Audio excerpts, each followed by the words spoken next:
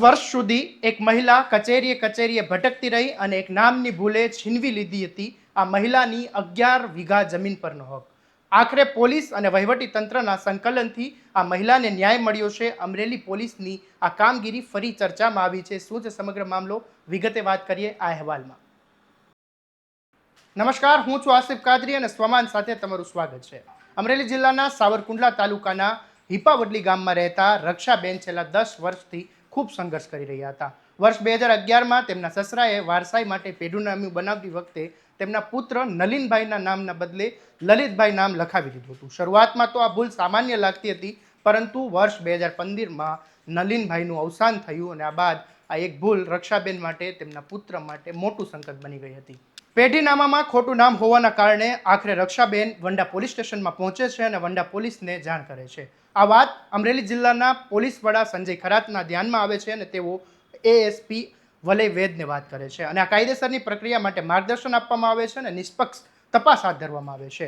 પોલીસના સકારાત્મક પક્ષના કારણે નામ સુધારવા માટે જિલ્લા કલેક્ટર સુધી આ મામલો પહોંચે છે. વિકલ્પ ભારદ્વાજ અને એસપી સંજય ખરાતના સલંગથી રીઅપીલમાં પૂર્ણ પ્રક્રિયા કરવામાં આવે છે. આખરે કલેક્ટર અને રક્ષાબેનના 11 વર્ષના તમામ હકો સત્તાવાર રીતે પરત આપવામાં આવે છે. અમરેલી જિલ્લા પોલીસ વડાને સાંભળી લો શું કહી રહ્યા છે આ મામલે.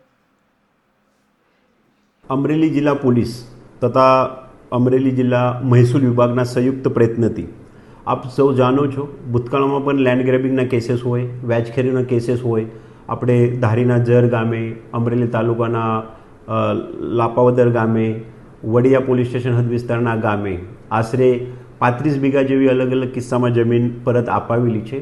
અને આવું જ એક જિલ્લા પોલીસ અને જિલ્લાના અન્ય વહીવટી તંત્રનું સહકારનું એક ઉત્તમ ઉદાહરણ વંડા પોલીસ સ્ટેશને પૂરું પાડેલું છે. આ મેટર આશરે આજથી 15 વર્ષ પહેલાં 2011ની મૂળ મેટર છે, જેમાં જે તે વખતના સાવરકુંડલાના એએસપી વલય વૈદ્ય અને વંડા પોલીસના અમારા પોલીસ થાના અધિકારી પ્રશાંત પટેલ નાઓ તરફથી એક અરજી મળેલ હતી. અરજીના કામે આજે રક્ષાબેન પટેલ છે અને એમના પતિ 2015માં ગુજરી ગયેલ હતા અને ત્યારબાદ એના જે સસરાના નામે જમીન છે એની વારસાઈ થવાની હોય છે.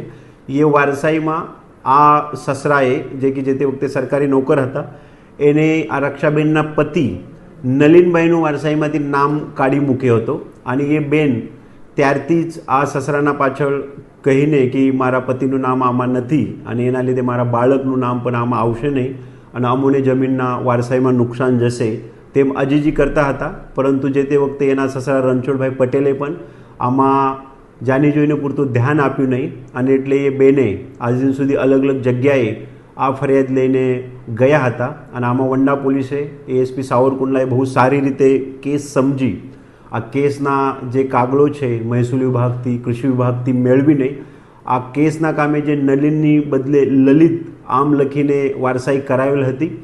આમાં આ જે કેસના આરોપી છે રક્ષાબેનના સસરા રણછોડભાઈ વિરુદ્ધ જે તે વખતે એફઆઈઆર કરેલ હતી.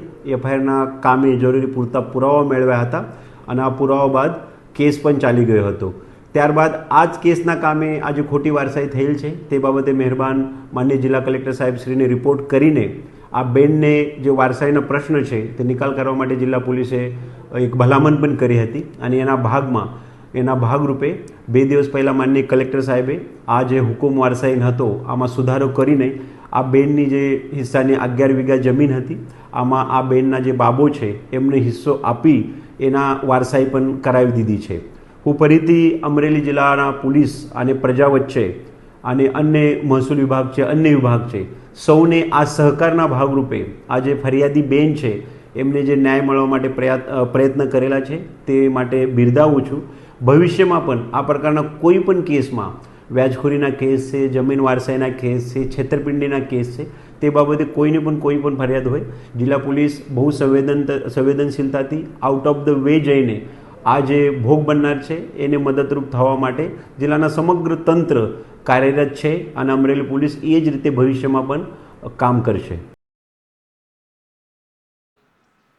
આ સમગ્ર કેસમાં વકીલ પરેશભાઈ તલાવડિયાએ પણ મહત્વની ભૂમિકા ભજવી હતી. તેમણે કોઈ પણ પ્રકારની ફી લીધી નહોતી અને એમના હકારાત્મક પગલાંના કારણે જ આ મહિલાને ન્યાય મળી શક્યો છે. આવા જ સમાચાર અને વિગતવાર અહેવાલો માટે તમારા સ્વમાનને સબસ્ક્રાઇબ કરી દેજો અને આ વિડીયોને શેર કરવાનું ભૂલતા નહીં.